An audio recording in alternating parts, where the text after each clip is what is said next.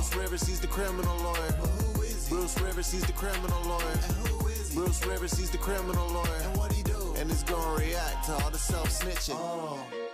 Hi, this is Bruce Rivers. Welcome to another fun-filled episode of Criminal Lawyer Reacts. I'm Bruce Rivers, coming to you with my pearl handle pistol cufflinks, so graciously gifted to me by my son and your former content genius, Michael Rivers. Today, God rest his soul, today we're reacting to Karen Reed, the update. She's suing everybody. Everybody. She's suing everybody. She's suing her mom. No, she's not suing her mom. But we'll get into her complaint. But if you remember, Karen Reed was at a bar late at night, and she was with her boyfriend, Mr. O'Keefe, who was a cop in Massachusetts. They went to a party, and she's accused of running his ass over, which she claims she didn't do. She had 2 trials and was acquitted. Leaving the scene after accident resulting in death, defendant not guilty or guilty? So say you, Mr. Foreman? So say you all? Now she says, I want my revenge.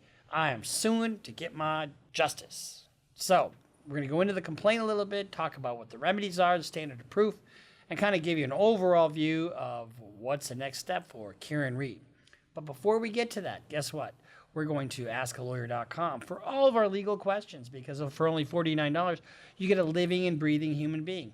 Say, for example, your grandma's in her basement, picking her toes, trying to figure out what the next business venture is and what the best corporate structure she should do. Well, go to askalawyer.com. Or let's say your grandma's down in your basement like mine is, and she thinks that you're just doing the wrong thing, and you want to give her the opportunity to get some fresh air and get out there. But she doesn't want to do that, but she thinks you're keeping her down there anyway. Well, guess what? Go to askalawyer.com, because if you go to askalawyer.com, they can advise her, Grandma, you don't have a case. But for $49, you can, or if you have a case against your landlord, somebody's suing you, or you want to sue somebody, or you have some other legal issue, the neighbor's trees are encroaching into your property, whatever your issue is, whether it's your grandma or otherwise, and they're staying, Cheeto staying nighty, you can do whatever you need to do on askalawyer.com. Or if you're doing your own legal research, they have an AI component trained in all the 50 states, askalawyer.com. Same people that brought you eForm and eSign, which I use on a regular basis. Go to askalawyer.com. And shout out to all you guys in Vegas, because I know you're in Vegas right now, and I wish I could be there. I was invited to their Christmas party, but I was trying a case. I kicked some major ass this week. That was so fun. Anyway, let's go right to the complaint. Who is she suing? She's suing Michael Proctor, and if you remember, Michael Proctor was a cop that was kind of disgraced and fired, and Sergeant Yuri Buchanek in his personal capacity, Lieutenant Brian Tully in his personal capacity, Brian Albert, Nicole Albert, Jennifer McCabe, Matthew McCabe, and Brian Higgins. Those are the individual actors. And you might ask, well, look at the complaint. Why isn't she suing, the department and all the other employers? Well, according to Massachusetts law, before they can do that, they got to present their claim, and it has to be denied. So once they do that, then they can add that later. So that's what they're going to do. I'll just read you the introduction to the complaint, and then we'll talk about what they're asking for. For 3.5 years, plaintiff Karen Reed was wrongly accused of homicide and subjected to suspicion, arrest, 2 prosecutions, and public condemnation, all resulting from the gross misconduct of the Massachusetts State Police. Now, here's the thing. If you're a cop, you enjoy what they call qualified immunity. That means you can't get sued for just doing your job. However, if there's gross misconduct, like you covered up a murder, but when you are engaged in, malicious prosecution, and gross misconduct, when you violate somebody's rights, well, then you pierce that qualified immunity. And those working in tandem with MSP, Massachusetts State Police, to shield from liability the party or parties responsible for the death of Boston police officer John O'Keefe III. Now, after being acquitted of all charges relating to Mr. O'Keefe's death, Ms. Reed brings this action to recover for and address all the actions of those actually involved in Mr. O'Keefe's death and the law enforcement officers who abjectly failed to ensure that justice was sought and served in the aftermath of January 29th, 2022. Okay, so this is what she's suing for. She's suing for malicious prosecution, civil rights violations, emotional distress, abuse of process, and negligent and police misconduct. Her claim, basically, that the state pursued her with no real evidence and to protect the real offenders. Here's the thing. Let's just take a look at something real quick. So they sued this in state court, and I don't know why. Because if you have constitutional violations, you could sue it out in federal court. It's a federal question. And damages are usually higher in federal court. But no matter what, if she's successful in this, she's looking at big money.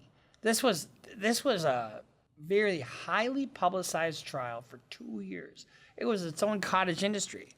The core accusation, she said she was framed for the death of Boston police officer John O'Keefe, right? And according to the lawsuit, John did not die outside in the snow. She claims that he died inside the Alberts home during the late night gathering after a physical altercation and a dog attack.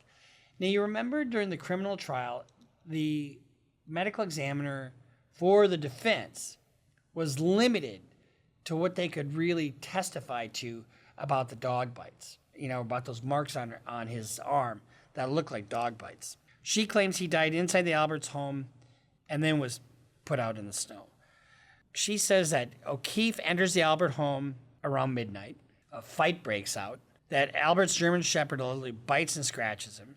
He falls backward onto a rigid indoor surface, causing a fatal head injury. That can happen. That happened in one of my cases, actually. My client pushed a guy out of a bar. The guy hits his head, and he dies 5 days later. His injuries, she says, do not match the vehicle strike.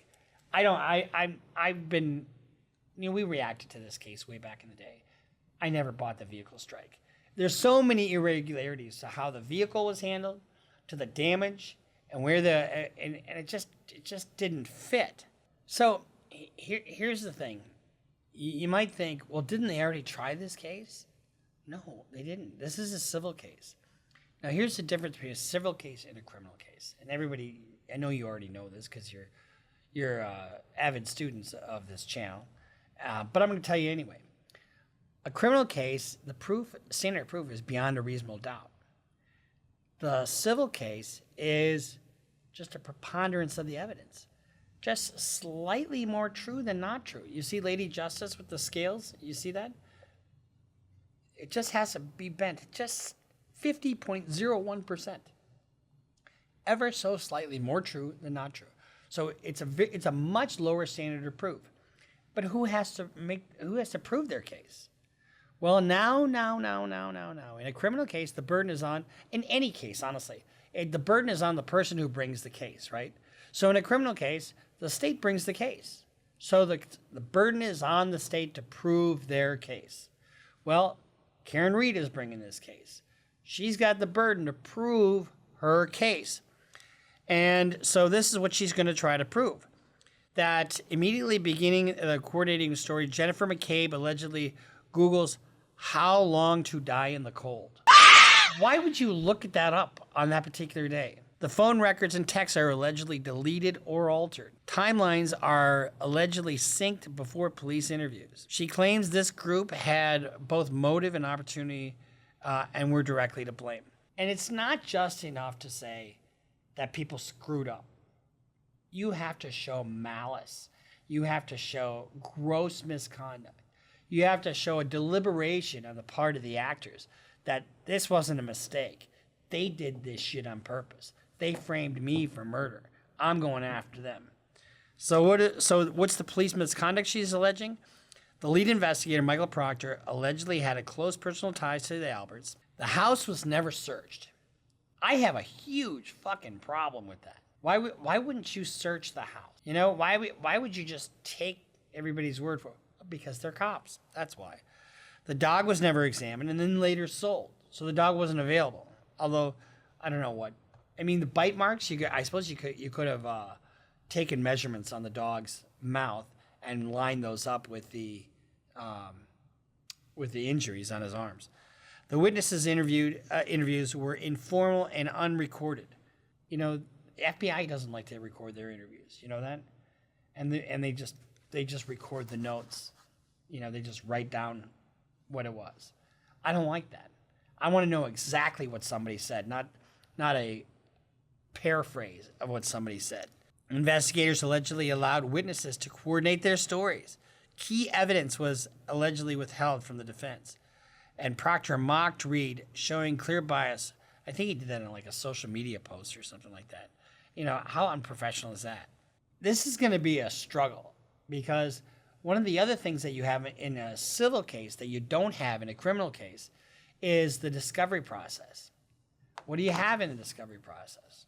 You have requests for documents, requests for admissions, interrogatories. Interrogatories are written questions, and then you can have multiple interrogatories, and you have them for every witness that's involved, every witness and every defendant. Then you have depositions on top of that. So I tried a case a few years ago with a buddy of mine, and it was a burn case, and we wound up winning about $35 million from a jury. It was a big case, huge case, one of the biggest cases ever to be won in Minnesota. We had to go through 6 fucking years of discovery. It took us 6 years to get to a trial. We had 3 companies, we had all kinds of people, we had experts. I mean, and here's the thing. My buddy did all the litigating in that case. And I thank him to this day for that because their firm did all the litigating and I tried the case. Well, we all tried the case. I mean, I took some witnesses and I did opening and closing. But it is not easy to just pry money from a jury's hands. It just isn't. People think, oh, you know, you hear about that woman who burned her legs at McDonald's. Remember years ago? And she burned her pants. First of all, it burned right through her fucking pants and caused 3rd-degree burns. Second of all, they had been cited over 300 times by OSHA for the temperature of their coffee. So that's why she got the $4 million that she got. Everybody thought it was just BS. But it's not easy. And then it got reversed. Part of that judgment got reversed. It's not easy to get money from a jury, and it's not easy to collect, which we collected on ours. So she's in for a long slog, and she's got excellent lawyers. What's the cover-up that she talks about in her complaint?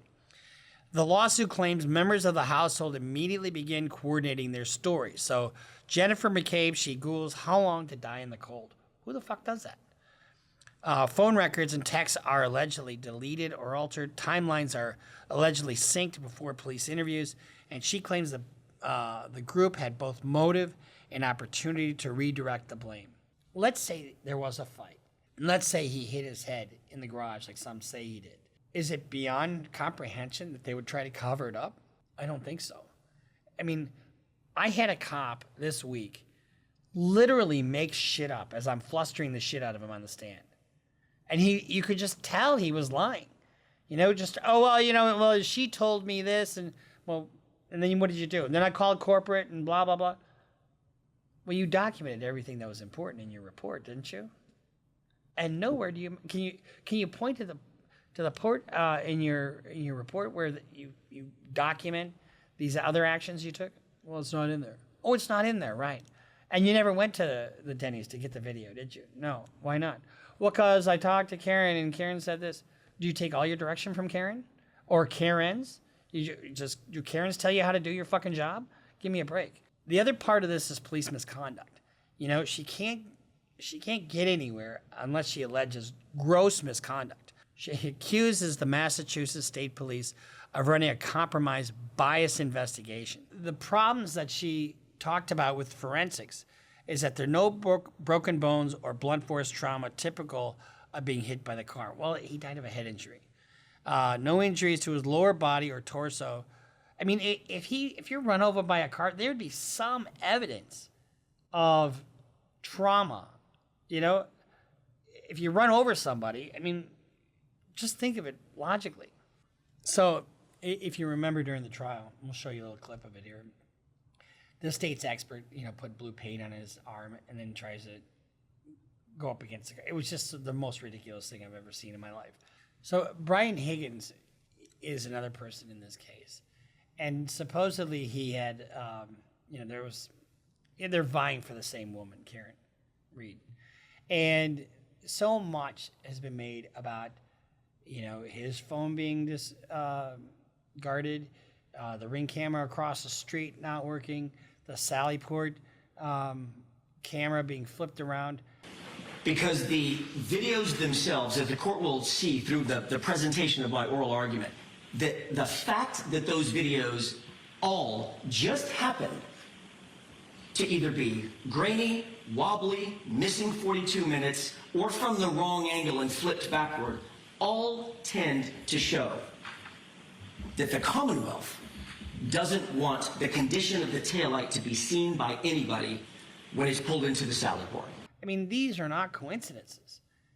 Yeah, there's going to have to be a mountain of shit that they put into evidence, but I think they can just lop it in there and then it sits, and it won't take much to get over that 50% that they need to do to prove it.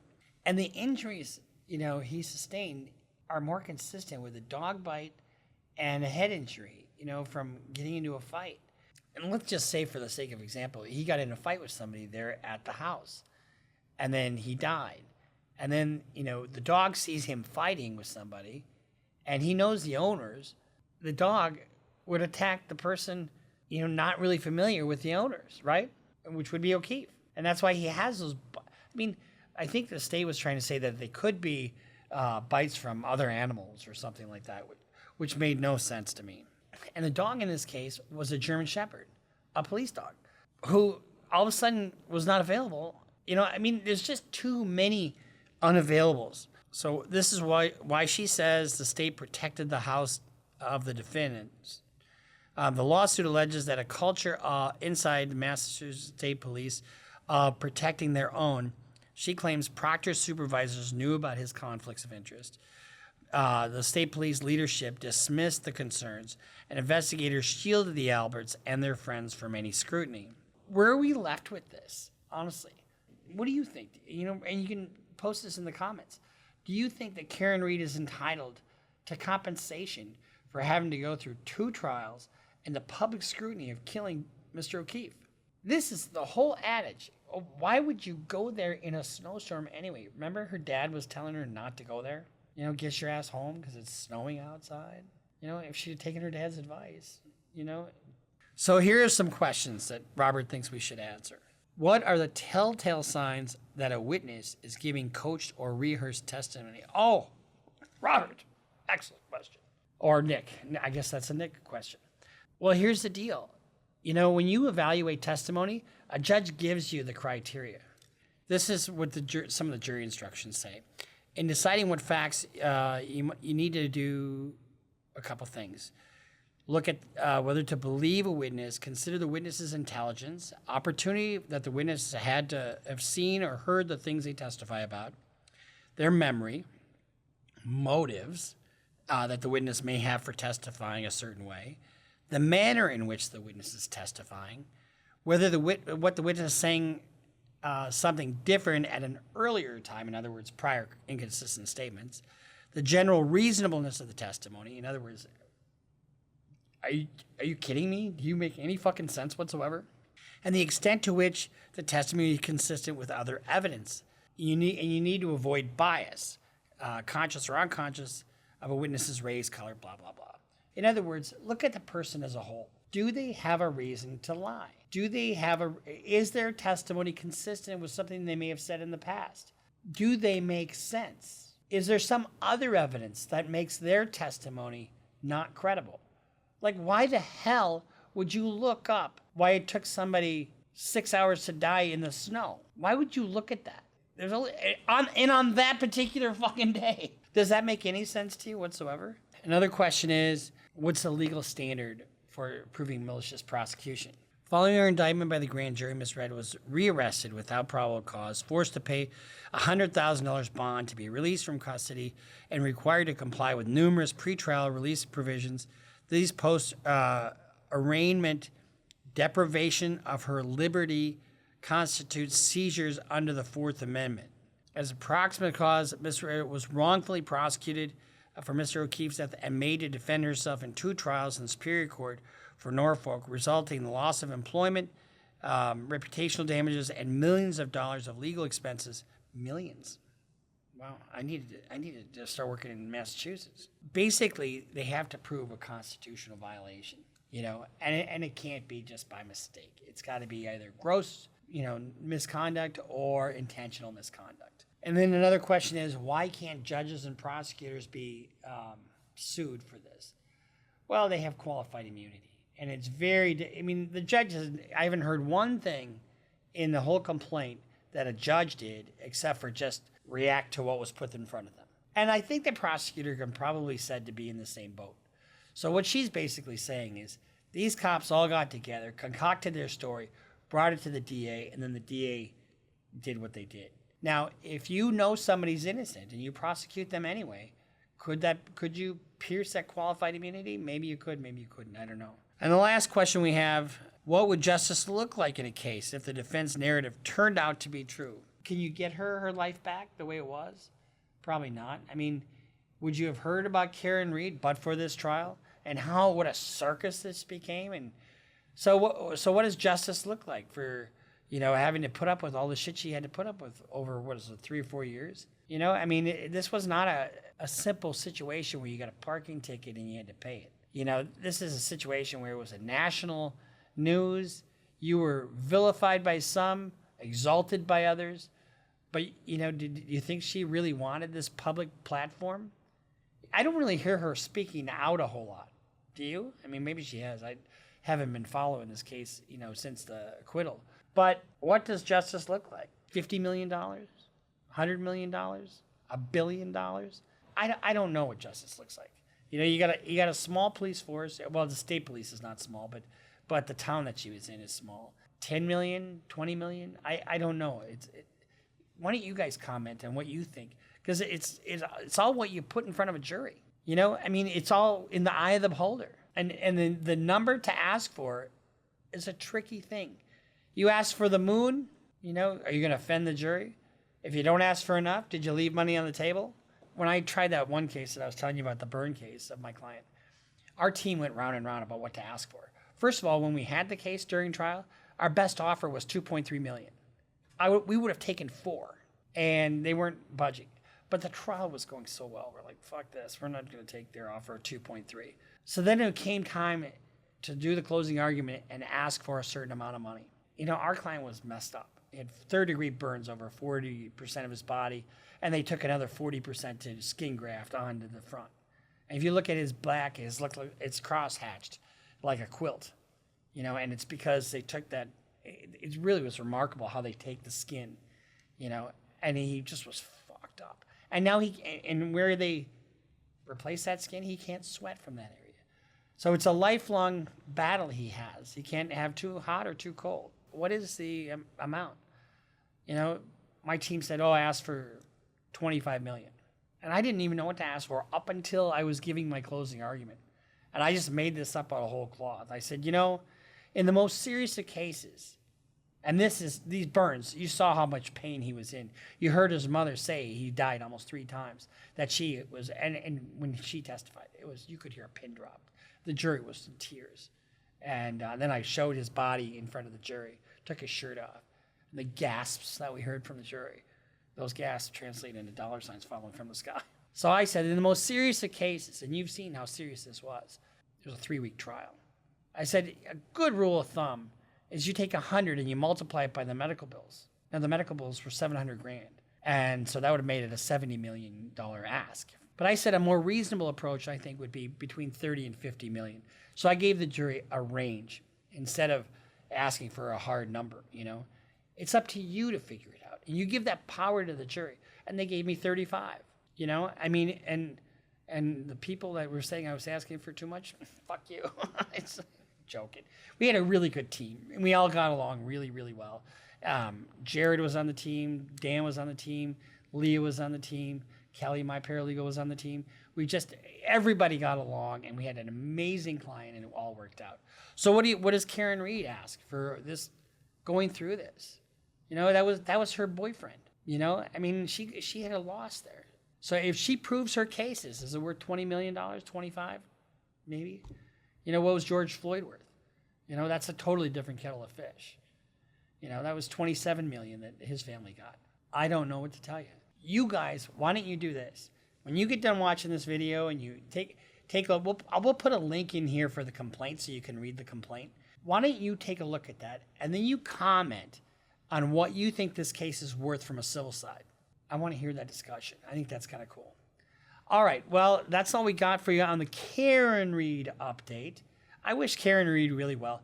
You know, there's no greater feeling for a criminal defense lawyer than to get that not guilty and to give their client his or her life back in this case. I just wish her well.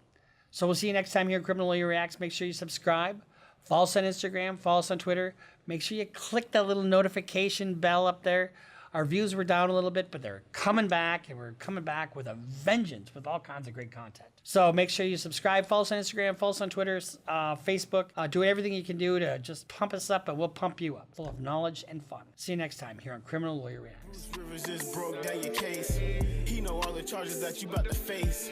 You ain't coming home till 2058. That self-snitching gon' get you put away. Bruce Rivers just broke down your case. He know all the charges that you about to face. You ain't coming home till 2058. That self-snitching gon' get you put away. 23-hour lockdown, please, is that my God?